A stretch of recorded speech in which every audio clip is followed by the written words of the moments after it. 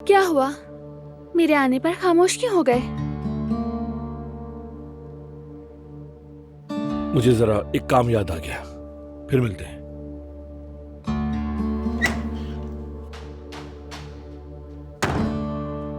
क्या हो रहा है बारान? क्या बात कर रहे थे?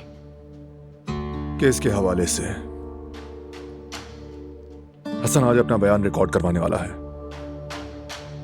यानी तो फिर क्या होगा? वो इनकार करेगा। कोई सबूत नहीं है तो इसका मतलब उसे रिहा कर दिया जाएगा। नहीं, रिहा नहीं किया जाएगा उसे। तुम क्यों आई थी? कुछ हुआ है क्या?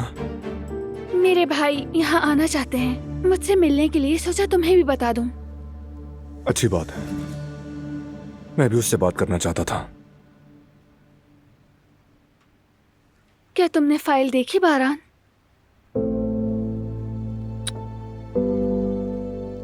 फुर्सत नहीं मिली।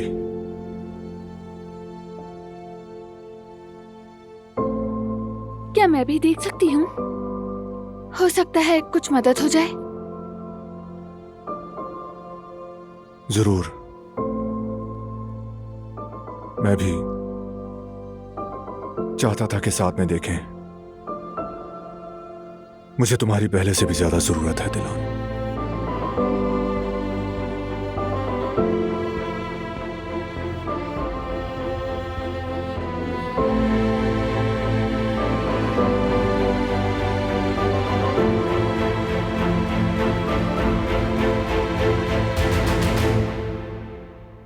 चलो।